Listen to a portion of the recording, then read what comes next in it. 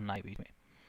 First हमारे पास क्या है बेटा, डिस्टेंस आ जाता है। तो इंट्रोडक्शन में हम कुछ पॉइंट्स के बारे में लिखते हैं कि जो हमारे पास डिस्टेंस होता है, पहला पॉइंट आपके पास ये है कि ये जो डिस्टेंस है it is basically length of actual path followed.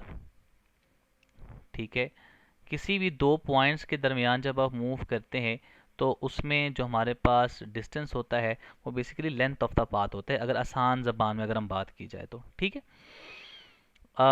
Displacement को ज़रा समझने के लिए आपने थोड़ा सा इधर फोकस करना है। सपोज कर लें कि बेटा आपके पास एक पॉइंट P है, या आप कह दें कि एक पॉइंट है A। इस पॉइंट पे एक बॉडी आपके पास है, तो उस पॉइंट से बॉडी ने मूव करना स्टार्ट करना है। Let this is the point ए जहाँ से बॉडी आपकी क्या कर रही है, मूव करना स्टार्ट कर रही है। और एक चीज़ और मैं बताता चलूँ बेटे, हमारे कोर्स का हिस्सा नहीं है लेकिन जस्ट आपको इंट्रोडक्शन होना चाहिए कि देखिए ये हमारे पास ओरिजिन होता है। ठीक है, अब ओरिजिन से अगर आपने इस पॉइंट को लोकेट करना है तो उसके लिए आपको एक वेक्टर को प्लॉट करना पड़ेगा। ठीक है, रिपीट करता हूँ कि ओरिजिन से किसी भी पॉइंट को लोकेट करने के लिए आपको वेक्टर प्लॉट करना पड़ता है। सपोज कर लें कि मैं वो वेक्टर जो प्लॉट कर रहा हूँ वो हमारे पास लेट से इस पॉइंट को लोकेट करने के लिए हो रहा है, तो मैं कहता हूँ let this is the vector, और इस वेक्टर का अपना नाम होता है जिसको हम कहते हैं this is known as position vector. ठीक है, तो जस्ट नाम बता रहा हूँ, आपको सिर्फ याद रखना है बस, बाकी कोर्स का हिस्सा नहीं है हमारा।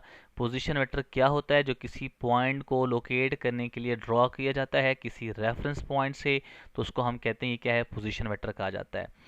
और इस पॉइंट को लोकेट किया तो मैं इसको कहता हूँ let this is the position vector R1, और ये हमारे पास एरो प्लेस करूँगा। अब एक बॉडी है जो कि ए पॉइंट से उसने मूव किया, सपोज कर लें कि उसने मूव किया इस पॉइंट तक, let's say this is the point B, यानी ए पॉइंट से बॉडी ने मूव किया किधर, बी पॉइंट की तरफ। तो इसको मैं कहता हूँ कि अगर मैं यहाँ ए से बी की तरफ आपका चला गया है, पॉइंट बी की तरफ बॉडी मूव की है, तो इसको मैं कहता हूँ let this is the point B. ठीक है, अब इस पॉइंट बी को लोकेट करने के लिए आपको किसी भी रेफरेंस पॉइंट से प्लॉट करना पड़ेगा पोजीशन वेक्टर को। तो let's from the starting point जहाँ से आपके पास ओरिजिन है, उससे अगर मैं बात करूं तो ओरिजिन से मुझे वेक्टर को प्लॉट करना पड़ेगा जिसको हमने कहा कि वो पोजीशन वेक्टर होता है। तो ये आपका क्या हो जाएगा, पोजीशन वेक्टर है। तो इस पॉइंट बी को लोकेट करने के लिए किसी ओरिजिन से हमने ड्रॉ किया है, इसको मैं कहता हूँ ये पोजीशन वेक्टर है, तो इसको मैं कहूँगा late this is the vector R2 मैं कह देता हूँ। देखिए हमारे पास जो क्या होता है, दो पॉइंट्स हैं उसके दरमियान, अगर मैं इस बात को लिखूं कुछ इस तरह से, उसके बाद मैं समझाता हूँ कि किसी भी दो पॉइंट्स के दरमियान जो सबसे शॉर्टेस्ट पाथ होता है, shortest path between two points, तो उसको मैं कहूँगा कि ये आपका क्या हो जाता है, this is called the displacement. तो ए से बी के दरमियान जो ये जो आपका एरो प्लेस हुआ है, इसको मैं कहूँगा कि ये बेसिकली आपका क्या है, दिस इज दी डिस्प्लेसमेंट कहा जाएगा। ठीक है, तो इसको आपने डिस्प्लेसमेंट कहना है। ज़रा फोकस कीजिएगा इधर बेटे प्लीज़। देखिए अगर आप इसको हेड टू टेल रूल से आप इसको सॉल्व करना चाहें, ठीक है, तो ये फर्स्ट वेक्टर आपके पास है R1, इसका हेड है, उसके साथ सेकंड वेक्टर आपका D है, इसका टेल आपकी कोइंसाइड हुई है, तो हेड से टेल मिला हुआ है। तो मैं लिख सकता हूँ कि R1 के साथ आपका जो डिस्प्लेसमेंट वेक्टर है वो ऐड हुआ है, दिस इज इक्वल्स टू, ये देखें R2 जो है वो पहले वेक्टर के टेल से कोइंसाइड हुआ है, लास्ट वेक्टर के हेड से कोइंसाइड हुआ है, तो ये this is the resultant vector, जिसको मैं लिखूंगा कि ये आपके पास क्या बन जाएगा, this is the R2 vector का आ जाएगा। तो हमने डी फाइंड करना है, तो बेसिकली जो डी वेक्टर आपके पास होगा, इसको मैं लिखूंगा R1 को उस साइड पे लेके चले जाए राइट साइड पे, तो R2 बन जाएगा, माइनस आपके पास क्या बनेगा, R1 बन जाएगा। सो बेसिकली जो आपका डिस्प्लेसमेंट आ गया वो क्या आ जाएगा, R2 माइनस आपके पास क्या बन जाएगा, R1 वेक्टर आ जाएगा। सो दिस इज बेसिकली वर्ड आपका पोजीशन वेक्टर चेंज हुआ है ए पॉइंट से बी पॉइंट तक। तो इस बात को आप इस तरह भी लिख सकते हैं कि जो हमारे पास डिस्प्लेसमेंट होता है it is basically what, this is the change in position vector. ठीक है, तो पोजीशन वेक्टर का चेंज होना बेसिकली क्या कहलाया जाता है, डिस्प्लेसमेंट कहलाया जाता है। आप इसको इस तरह भी लिख सकते हैं। ठीक, फिर यहाँ पे कुछ पॉइंट्स ऐड करते जाएं कि जो डिस्टेंस होता है उसको हम कहते क्या हैं कि जो डिस्टेंस आपके पास होता है वो एक स्केलर क्वांटिटी होती है, उसकी कोई डायरेक्शन नहीं होती।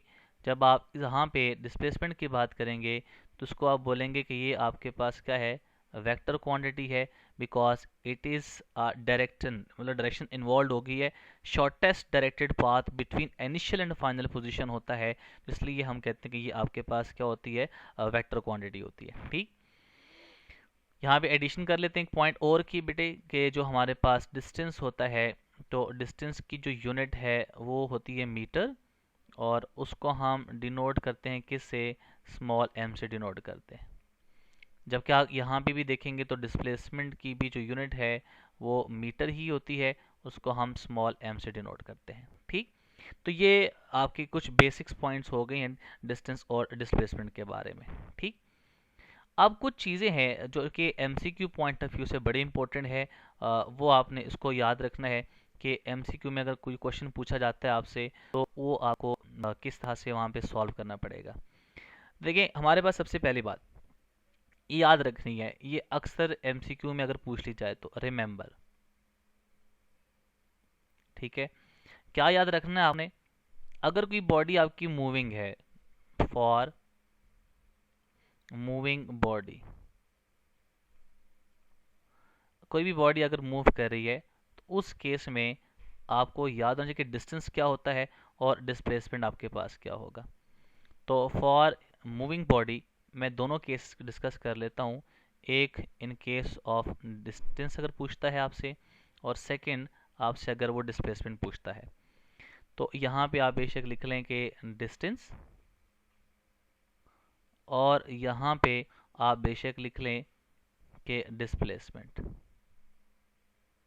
ठीक है, तो मूविंग बॉडी के लिए याद रखें कि जो डिस्टेंस होता है जिसको आप रिप्रेजेंट करते हैं एस से, सो अगर वो आपसे पूछता है कि क्या डिस्टेंस किसी मूविंग बॉडी का ज़ीरो हो सकता है, क्या डिस्टेंस किसी बॉडी का लेस देन ज़ीरो हो सकता है, तो याद रखें कि ये जो दो बातें आपने लिखी हैं, it is can never ever be possible for moving body.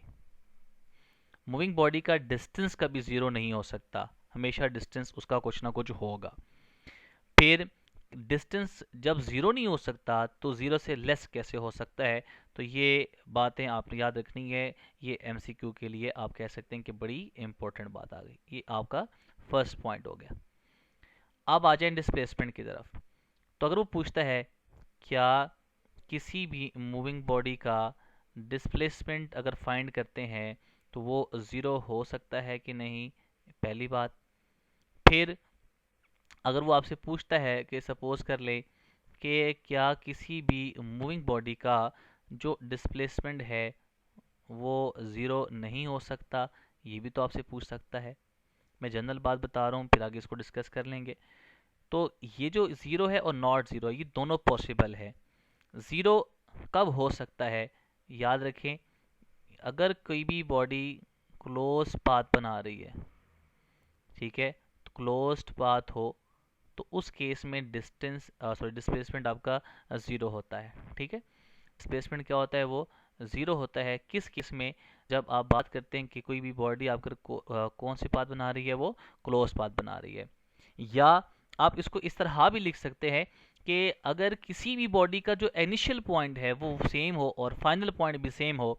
It means कि सपोज कर लें कि देखें, अगर आपके पास एक बॉडी है, वो ए पॉइंट से मूव करना स्टार्ट किया है, ठीक है, ए पॉइंट से वो बढ़ चलेगी किसी पॉइंट बी की तरफ, लेट से।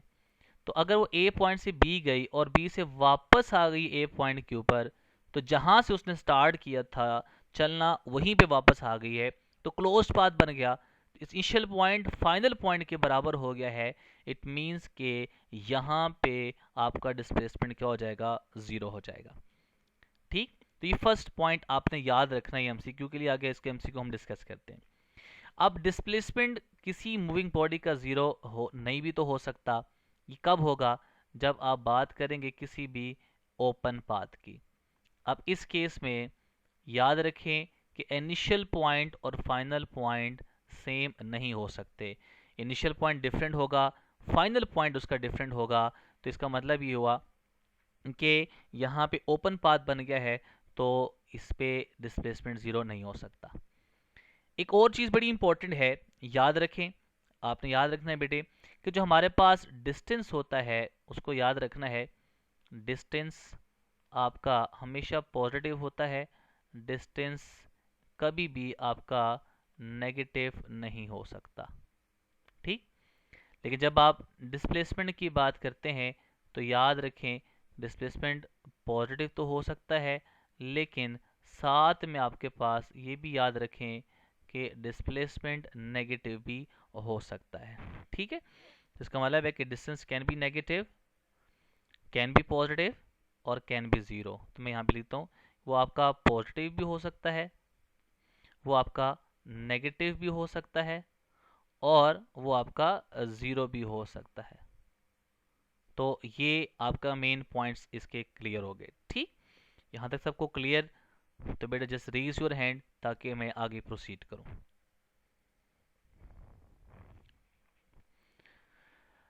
बेटा क्लियर? ताकि फिर आगे मैं प्रोसीड करता हूँ।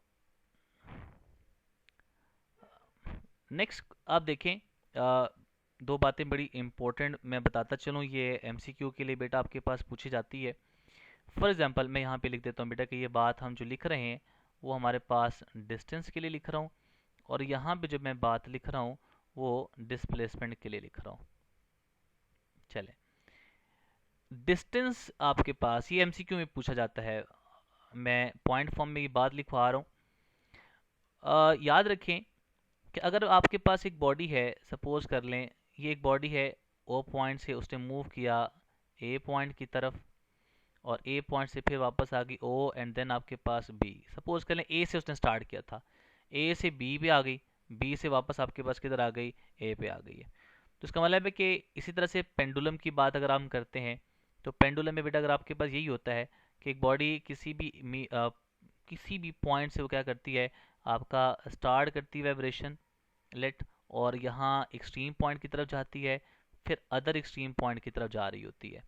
तो अगर मैं बात करूँ तो इसका मतलब है कि एक वाइब्रेशन की बात हो रही है बेसिकली। ठीक, तो कभी आपके पास इस पॉइंट की तरफ जाना, इसको आप ए कह दें और इसको आप कह दें ए प्राइम है, जैसे द पॉइंट ओ, और कभी आपका इस पॉइंट की तरफ आना, ये एक वाइब्रेशन का आपके पास हो रही है। तो याद रखिए, मैं बात बड़ी इंपॉर्टेंट लिखने जा रहा हूँ कि बेटे फॉर वन वाइब्रेशन अगर मैं बात करता हूँ तो वन वाइब्रेशन के केस में याद रखें जो हमारे पास डिस्टेंस होता है S, this is equals to 4a। कैसे पता चला बेटे? देखिए ओ से किसकी तरफ चले गए, ए की तरफ। अब इसको मैं कहता हूँ एक एम्पलीट्यूड कवर हो गया है, तो आप इसको ए का नाम दे दें, फिर आप इस पॉइंट को चेंज कर दें ताकि आपको ये बात याद रहे। इसको आप कहते हैं let this is the B prime, और इसको आप कहते हैं बी। ए पे आ गया, ए से वापस भी आया तो कितना आपका डिस्टेंस हो गया 2a। इसी तरह से यहाँ पे आएगा, फिर ए आएगा, वापस आएगा तो फिर भी आपके पास ए कवर होगा। तो ओ से ए जाते हुए वापस आते हुए 2a, और ओ से बी जाते हुए और वापस आते हुए 2a। तो इसका मतलब है यहाँ पे आपके पास आ गया 2a, और यहाँ पे कितना आ गया 2a, ऐड कर दें तो बेटा आपके पास कितना बन जाएगा 4a। सो ये फर्स्ट एमसीक्यू याद रखना है कि फॉर वन वाइब्रेशन हमारे पास जो डिस्टेंस होता है this is equals to 4a की बात हो रही है। ठीक, इसी तरह सेकंड एमसीक्यू वेरी इंपॉर्टेंट याद रखना है कि फॉर वन रेवोल्यूशन, एक रेवोल्यूशन की बात हो रही है अब। ठीक है, तो वन रेवोल्यूशन आपको याद रखें कि अगर मेरे पास सपोज कर लें एक बॉडी है, वो किसी भी सर्कुलर पाथ को फॉलो कर रही है लेट्स से, तो ए पॉइंट से उसने मूव करना स्टार्ट किया और उसी पॉइंट के ऊपर वापस आ गई, तो एक रेवोल्यूशन कंप्लीट हो गया। फॉर वन रिवोल्यूशन डिस्टेंस जो होता है this is equals to circumference of a circle, और ये बराबर होता है किसके, 2πr के। तो ये आपने एक और पॉइंट सीख लिया है, एक और आपका एमसीक्यू हो जाएगा यहाँ से। क्लियर? अब आ जाए आप डिस्प्लेसमेंट के केस में, इसी के केस में हम बात कर लेते हैं जो आपने ये बात लिखी हुई है। तो अगर मैं एक वाइब्रेशन के लिहाज से बात करता हूँ, देखें मैं पॉइंट लिख देता हूँ कि यहाँ जब हम डिस्प्लेसमेंट की बात कर रहे हैं तो वो भी हम वन वाइब्रेशन की बात कर लेते हैं। तो फॉर वन वाइब्रेशन देखिए एक बॉडी है, मैं उसी तरह से दोबारा यहाँ पे प्लॉट कर देता हूँ कि ये मेरे पास सपोज कर लें एक पेंडुलम था, वो आपके पास इस ए बी पॉइंट पे गया और अनदर एक्सट्रीम पॉइंट पे चला गया। ठीक है, let this is the point B है, प्राइम हमने कहा हुआ है और इसको हमने बी कहा हुआ है। तो अगर आप देखें, सपोज कर लें कि बेटा आपके पास जो बॉडी है उसने स्टार्ट किया है यहाँ से और यहाँ पे ओ पे आया, ओ से बेटा बी प्राइम पे गया, बी प्राइम से फिर ओ पे आ गया और ओ से फिर आपके पास बी पे आ गया। ये आपके दो पॉइंट्स मिल गए आपके। ठीक है, अच्छा अब अगर मैं पूछूं आपसे कि बेटे बी से स्टार्ट किया था, बी प्राइम पे गया और वापस बी पे आ गया, तो एक वाइब्रेशन कंप्लीट हो गई है। तो एक वाइब्रेशन के लिए अगर मैं आपसे पूछता हूं कि डिस्प्लेसमेंट बता दे, तो बड़ा आसान नहीं हो गया। क्या होगा बेटे, डिस्प्लेसमेंट यहाँ पे क्या हो जाएगा, ज़ीरो। क्यों ज़ीरो होगा, बिकॉज बी से स्टार्ट किया था वापस बी पे आ गया, इट मीन्स कि इनिशियल पॉइंट और फाइनल पॉइंट सेम हो गए, तो इस मीन्स कि यहाँ पे डिस्प्लेसमेंट क्या हो जाएगा, ज़ीरो हो जाएगा। ठीक, ये पहला पॉइंट आपके पास यहाँ पे आ गया। अब हम बात करते हैं, जिस तरह से हमने वन रेवोल्यूशन के लिए बात की थी डिस्टेंस की, इसी तरह से हम बात करते हैं फॉर वन रेवोल्यूशन डिस्प्लेसमेंट की बात कर लेते हैं। फॉर वन रिवोल्यूशन डिस्प्लेसमेंट की बात करें, देखें मैंने कहा ना कि एक बॉडी आपके पास है, वो सर्कल में मूव कर रही है ऐसे। लेट से आपके पास इस ए पॉइंट से वो उसने मूव करना स्टार्ट किया और स्टार्ट करने के बाद वो इसी ए पॉइंट के ऊपर वापस आ गई है। तो अगर आप कहते हैं एक रेवोल्यूशन कंप्लीट हुआ है, तो एक आपके पास रेवोल्यूशन कंप्लीट होने के बाद वो आपसे पूछता है कि बताएं कि डिस्प्लेसमेंट कितना होगा। तो बात तो फिर भी वही हो गई कि अगर मैं यहाँ से आपसे पूछता हूँ कि डिस्प्लेसमेंट कितना है, तो बेटा आपको पता है कि डिस्प्लेसमेंट यहाँ पे क्या हो जाएगा, ज़ीरो। और आपसे पूछते हैं बेटा क्यों ज़ीरो है, तो बात समझनी है कि इनिशियल पॉइंट और फाइनल पॉइंट आपके पास क्या हो जाए, सेम हो जाए, तो डिस्प्लेसमेंट हमेशा क्या हो जाता है, वो ज़ीरो हो जाता है। तो ये आपने चार पॉइंट को बेटे क्या कर लिया है, सीख लिया है। ये चार एमसीक्यू बेटा आपके पास यहाँ क्लियर हो जाते हैं। बेटे क्लियर, ओके। अब हम मजीद क्वेश्चंस की तरफ जाते हैं। सपोज कर लें कि आपके पास क्वेश्चन कुछ इस तरह से है, लेट्स से हमारे पास एक क्वेश्चन आ गया। वो क्वेश्चन कुछ इस तरह से है कि एक बॉडी है, मैं यहाँ पे एक और एमसीक्यू प्लॉट करने जा रहा हूँ। तवज्जो रखिएगा, वेरी इंपॉर्टेंट एमसीक्यू, आपने इस बात को ज़रा गौर से देखना है और सीखना है। एक बॉडी है, लेट्स से सपोज कर लें, क्वेश्चन आ गया, वो कहता है कि आपके पास बॉडी है, उसने मूव किया, एक पॉइंट गिवन है आपको, वो है कि 2 3। यहाँ से बॉडी ने मूव करना स्टार्ट किया और मूव करते करते किसी भी दूसरे पॉइंट की तरफ पहुँच गई। सपोज कर लेता हूँ कि ये पॉइंट आपके पास है और इस पॉइंट की जो आपके पास फॉर्मेशन गिवन है वो है 5 7। So this is the point B और बॉडी ने ए से बी की तरफ मूव किया है। वो आपसे पूछता क्या है, आपसे पूछता है कि आपने क्या बताना है, डिस्प्लेसमेंट के वैल्यू को आपने कैलकुलेट करना है। ठीक है, और ऑप्शन आपको देता है, सपोज कर लें वो देता है 3 मीटर दे गया, फिर आपके पास 4 मीटर है, फिर सपोज कर लें कि 5 मीटर है और फिर आप सपोज कर लें कि 9 मीटर है। ये अब आपका क्वेश्चन है। ठीक है, इस क्वेश्चन को ज़रा गौर से देखिएगा। इस क्वेश्चन के अंदर दो चीज़ें आपने बेटे यहाँ पे जहन में रखनी है और बेटा आपने इसको याद रखना है। चलें, सबसे पहले तो बेटा आपके पास क्या होगा, आपने भी कहा कि जब मैं इस तरह के क्वेश्चन को सॉल्व करूँगा तो हमारे पास क्या होता है, displacement is the change in the position vector. अभी हमने कहा था कि हमारे पास क्या होता है, R2 वेक्टर में से माइनस कर दें किसको, R1 वेक्टर को। अब ये जो फर्स्ट पॉइंट होता है ना बेटा, ये किसको इंडिकेट करता है, x को, ये x को इंडिकेट करता है और ये y को इंडिकेट कर रहा है। ये आपके पास इस तरह से x को इंडिकेट करता है, ये y को इंडिकेट करता है। तो पोजीशन वेक्टर जब प्लॉट होगा तो i और j एक्स के अलॉन्ग यूनिट वेक्टर होता है आई, याद रखें, दोबारा रिपीट करता हूँ, एक्स के अलॉन्ग आपका यूनिट वेक्टर होता है आई, वाई के अलॉन्ग यूनिट वेक्टर होता है जे। तो आप इसकी फॉर्मेशन पहले लिख लें।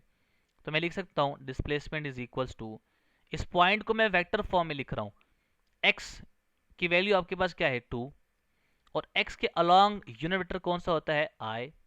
ठीक है, तो हमारे पास बेसिकली, चले मैं R2 को लिखता हूँ पहले बेटा, देखें ये देखें, एक्स की वैल्यू आपके पास क्या होती है 5, एक्स के अलॉन्ग यूनिट वेक्टर क्या होता है आई, प्लस हमारे पास y की वैल्यू क्या है 7, और हमारे पास y के अलॉन्ग यूनिट वेक्टर कौन सा होता है j। ये आपने लिख लिया, इसको आपने वेक्टर फॉर्म में लिख लिया। ठीक है, अच्छा अब यहाँ पे जो हमारे पास सेकंड दूसरा जो पॉइंट आपने लिखा हुआ है बेटे, तो उस पॉइंट को जरा देखें, वो आपके पास कौन सा है 2 और 3 है, इसमें से सबट्रैक्ट करना है 2 और 3 पॉइंट को, तो x की वैल्यू क्या हो गई 2, x के अलॉन्ग यूनिट वेक्टर कौन सा होता है i, फिर हमारे पास y की वैल्यू क्या है 3, और उसके अलॉन्ग यूनिट वेक्टर कौन सा होता है j। ठीक, अब आप क्या करें, आपने क्या करना है, यहाँ पे सब्ट्रैक्शन करें, तो x को x से सब्ट्रैक्ट कीजिएगा, y को y से सब्ट्रैक्ट करें, तो 5 माइनस 2, मैं इसको लिखता हूँ displacement is equals to 5 minus 2 क्या बनेगा आपके पास 3i, प्लस और 7 माइनस 3 क्या बनेगा, क्या हो जाएगा 4j बन जाएगा। मैंने कहा ना इस एमसीक्यू के अंदर दो बातें आपने सीखनी है।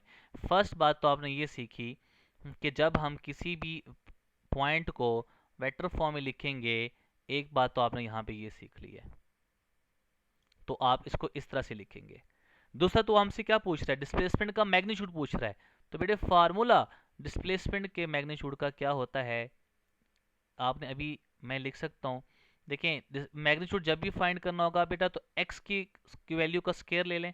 मैं जनरल फॉर्म में लिखता हूँ, डिस्प्लेसमेंट का मैग्नीट्यूड का फार्मूला क्या होता है under root of X square plus आपके पास क्या होगा y का स्केयर।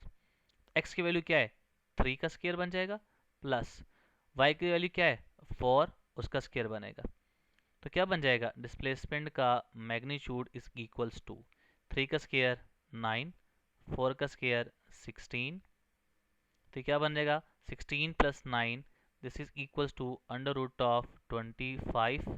सो इट मीन्स कि डिस्प्लेसमेंट का मैग्नीट्यूड मेरे पास कितना आ गया अंडर रूट ऑफ 25 मीन्स 5। तो ये आपके पास डिस्प्लेसमेंट आ गया।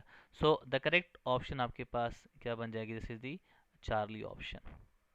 ये आपके पास करेक्ट ऑप्शन आ गए।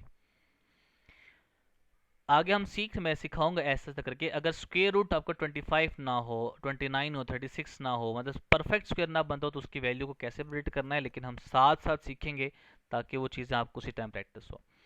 ये बात सबको क्लियर है, यहाँ तक क्लियर है बेटा, तो जस्ट रेज योर हैंड जी। क्वेश्चन बेटा पूछे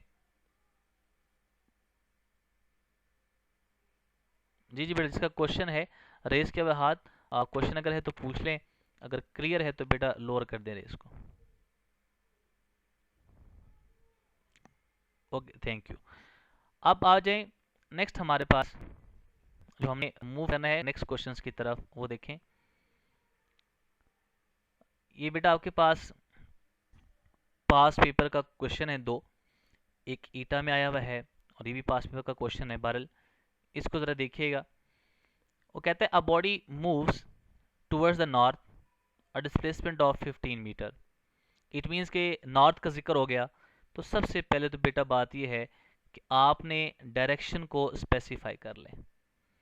तो अगर मैं डायरेक्शन को स्पेसिफाई करता हूँ, तो आप डायरेक्शन को स्पेसिफाई करने के लिए क्या करेंगे, आप लाइंस ड्रॉ कर दें कंप्लीट, ताकि आपको पहले डायरेक्शन स्पेसिफाई हो जाए। लेट्स से हमारे पास ये जो लाइंस है, ये जो डायरेक्शन बता रही हैं, ये आपके पास ईस्ट है, ये आपके पास क्या है वेस्ट है, ये नॉर्थ है, और ये बेटा आपके पास साउथ हो गया। ठीक है, दिस इज द साउथ। अब क्वेश्चन की स्टेटमेंट को पढ़े और उसको फॉलो करते जाएं। सबसे पहले अ body moves towards the north, इसका मतलब है बॉडी ने नॉर्थ मूव किया है। अ डिस्प्लेसमेंट ऑफ 15 मीटर, इसका मतलब ये हुआ कि बॉडी ने मूव किया टुवर्ड्स द नॉर्थ और उसका जो डिस्प्लेसमेंट है वो हमें इंडिकेट करता है कि यहाँ पे कितना है, 15 मीटर है। डिस्प्लेस्ड विल बी जीरो, कहता है कि डिस्प्लेसमेंट जीरो होगा।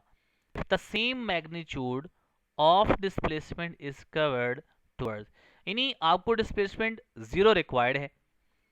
कब डिस्प्लेसमेंट जीरो हो जाएगा? सेम मैग्नीट्यूड के साथ अगर बॉडी मूव करती है तो उसको किस डायरेक्शन में मूव करना चाहिए? Anyone who can answer?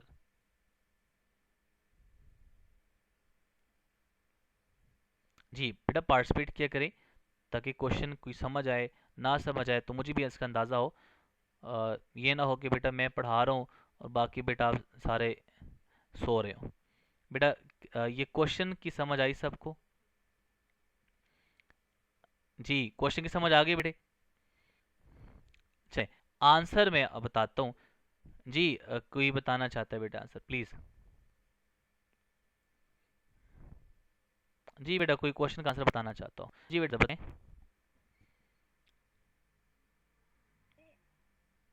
Sorry ठीक है, और बेटा सेकंड वन जो आपने हाथ रेस किया बेटा आमना बेटा बताएं। साउथ। देखिए इधर देखिए बेटा, तवज्जो इधर रखिएगा। अब देखिए ना, जब आप यहाँ और कर रहे हैं तो इसका मतलब ये हुआ कि आप नॉर्थ की तरफ जा रहे हैं, तो ये आपका सपोज कर लें प्लस, मैं ले रहा हूँ साइन, साइन कन्वेंशन की बात कर रहा हूँ। तो डिस्प्लेसमेंट जब आप इसके रिवर्स करेंगे डायरेक्शन को, इसका मतलब है कि वापस आ रहे हैं इस डायरेक्शन में, तो फिर आपको जो साइन रहेगा वो क्या लेना पड़ेगा, -15 मीटर लेना पड़ेगा।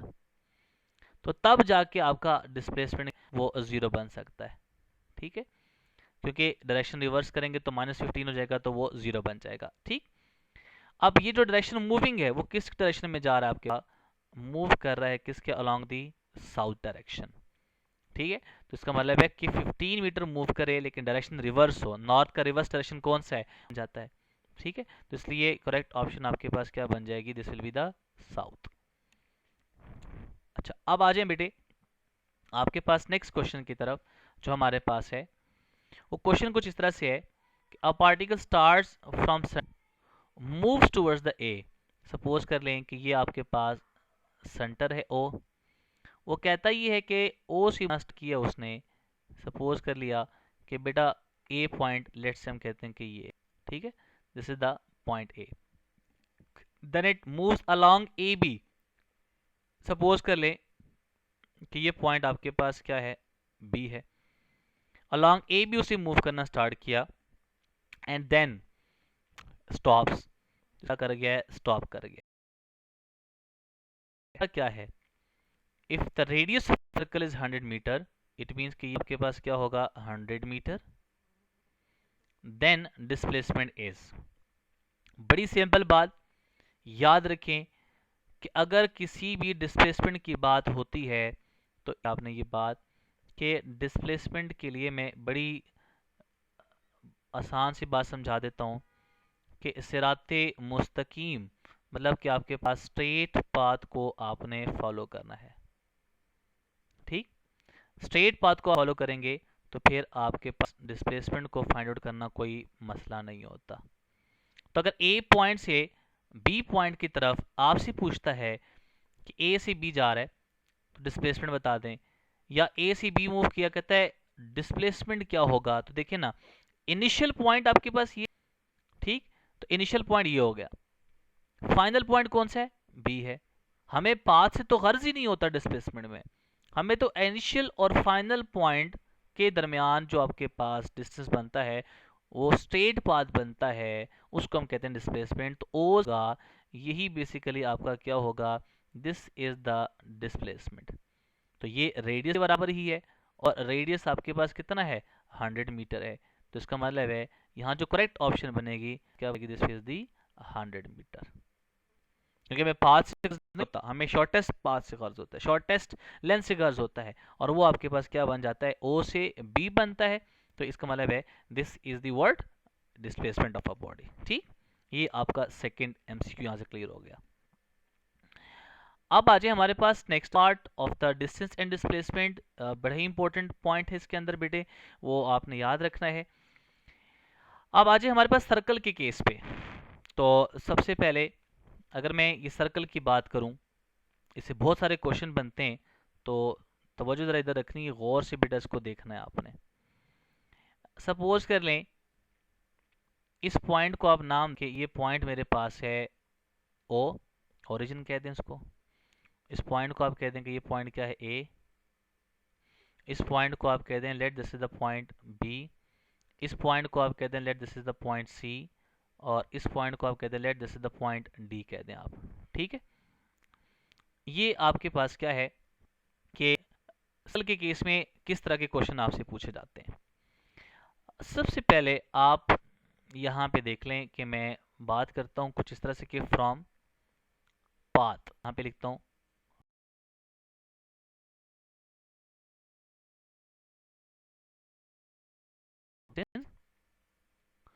इसको हम डिस्टेंस को डिनोट करते हैं एस से। ठीक, फिर हमारे पास आ जाता है डिस्प्लेसमेंट, उसका मैग्नीट्यूड फाइंड करना है। फिर हमारे पास आएगा डिस्टेंस का, हमने रेशियो लेनी है बेटा किससे, डिस्प्लेसमेंट के मैग्नीट्यूड से। फिर हमने यहाँ पे डिस्प्लेसमेंट का मैग्नीट्यूड की रेशियो लेनी है डिस्टेंस से। ये सारे एमसीक्यू हैं बेटा, एक एक बात के आपके ये 4 एमसीक्यू बन जाते हैं। तो तवज्जो इधर रखनी बड़ी गौर से, एक सीख लिया आपने तो बाकियों को सॉल्व करना हम आपके पास नहीं होती। ठीक है, नाउ सबसे पहले पाथ है। तो पाथ हम कहते हैं कि लेट से ए से मूव करना स्टार्ट किया है बॉडी, ठीक है, बी पे पहुंचा, बी से वो सी पे पहुंच गया, सी से वो डी पे पहुंच गया, और डी से वापस ए पे पहुंच गया। तो अगर मैं बात करता हूँ सपोज कर ए से ए की तरफ जा रहा है, ठीक है, फ्रॉम ए टू ए। तो ए टू ए मीन्स यहाँ पे लिख बेटा कि आपका यहाँ पे लिख लें साथ कि क्या है, this is the complete circle की बात हो रही है। तो बेटा अभी हम लास्ट टाइम क्या लिखा हुआ था कि for a complete circle A से बॉडी मूव किया, ए पे वापस आ गई, तो डिस्टेंस जो होता है वो तो सरकमफेरेंस ऑफ अ सर्कल होता है। इट में यहाँ पे जो हमारे पास वैल्यू आएगी, this will be equals to 2πr। फिर ए से आपका यहाँ से आपने मूव करना स्टार्ट किया है और वापस भी आप उसी पॉइंट पे आ गए हैं, तो फाइनल पॉइंट भी वही हो गया। So initial point is equals to final point, close path बन गया। तो कम क्लोज पाथ में हमारे पास डिस्प्लेसमेंट क्या होता है, 0 होता है।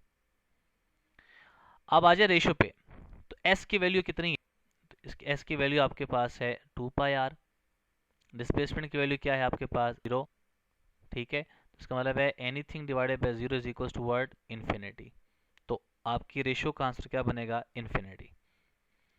अब आ जाए इस पॉइंट के ऊपर डिस्प्लेसमेंट को, डिस्प्लेसमेंट आ रहा है इस दफ़ा, तो 0 डिवाइडेड बाय डिस्प्लेसमेंट 0 हो गया, डिस्टेंस 2πr है, तो 0 डिवाइडेड बाय एनीथिंग आंसर है वो 0 आ जाता है। अब ये सारे एमसीक्यू है, वो पूछता है कि कंप्लीट सर्कल के लिए डिस्टेंस बता दें, तब आप ये लिखेंगे। डिस्प्लेसमेंट बता दें, तब आप ये लिखेंगे। इसका मतलब है डिस्टेंस और डिस्प्लेसमेंट की रेशियो बता दें, वो इन्फिनिटी है। डिस्प्लेसमेंट और डिस्टेंस बता दें, उसका आंसर क्या बनेगा, 0 बन जाएगा। ठीक है, अब आ जाए सेकंड केस में। सपोज कर लें वो ए से कहता है सी की तरफ, ये पहला केस आपके पास था। सेकंड केस है आपके पास क्या है, ए से आपकी बॉडी जा रही है किधर, सी की तरफ। यानी ए से मूव करना स्टार्ट करते करते किधर चले गई, सी पे। तो ये हाफ सर्कल सर्कल बन जाता है। इट मीन्स कि इस तरह हम